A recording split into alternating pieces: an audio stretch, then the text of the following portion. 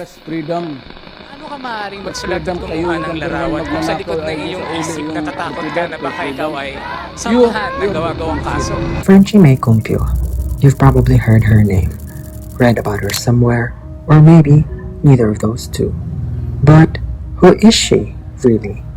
She's a terrorist, an anti-government, a communist, a highly dangerous criminal, a rebel collaborator, and a threat to national security. None of those are true, of course. That's just how the military and the government want you to see her. Or at least that's what they want you to believe. But what is Cumpio, really? She's a Filipino journalist and human rights advocate who has become a symbol of the ongoing crackdown on press freedom and dissent in the Philippines. Renowned for her bravery and heroism on consistently speaking out for the marginalized in Eastern Visayas, exposing police and military abuses, harassment of farmers, and systemic injustices through reporting, Cumpio has become an icon, a beacon of hope and justice, and is widely regarded as the epitome of hope for Philippine journalism. Even before then, from her high school days, Cumpio was dedicated to human rights and social justice, serving as the editor-in-chief of her school paper. She later became the executive director of Eastern Vista and a radio host for Action Radio Tacloban, platforms she used to amplify the voices of the oppressed and expose injustices.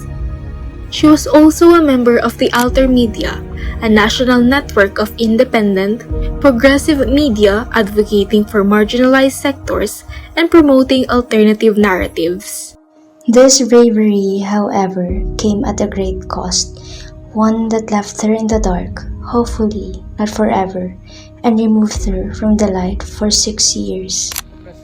As you know, Cumpio was one of many cases during Duterte's presidency that exemplified a brutal campaign of repression. An administration notorious for military abuses, impunity, human rights violations, suppression of dissent, red tagging, and criminalization to silence critics and journalists. Cumpio was arrested in 2020 on multiple charges including illegal possession of firearms and explosives, terrorism financing, and murder. Charges critics say are politically motivated and used to silence dissent.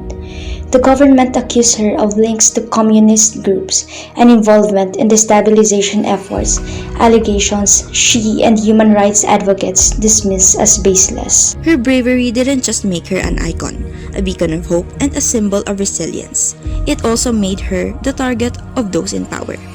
Because of this, she earned the title of the first journalist convicted on financing terrorism charges in the Philippines and became the country's longest imprisoned journalist in recent years. Cumpio is not just a hero and a symbol. She's also a victim and a testament to what happens when you're critical, when you oppose injustice, and when you speak out. Her case is a reminder of why the Philippines ranks 116th out of 180 countries in press freedom, making it one of the most dangerous countries for journalists to work and speak the truth. In reality, she is not the monster they paint her to be. She is a courageous truth teller, a symbol of resistance, and a victim of unjust persecution. She's proof of the challenges and dangers journalists face, one of the many real examples of the risks that threaten to silence and intimidate those who dare to speak truth to power. But beyond political repression, women journalists like Cumpio face an additional layer of danger: gendered violence, harassment, and discrimination that makes their fight for truth even more arduous. Despite the Philippines' strong tradition of women in media, female journalists often face far more severe and relentless risks, such as gender-based violence, online harassment, and entrenched misogyny that threaten to silence and diminish their voices. Sadly, these are not isolated incidents. For women journalists, these challenges are part of their daily lived realities, systematic, ongoing, and inescapable.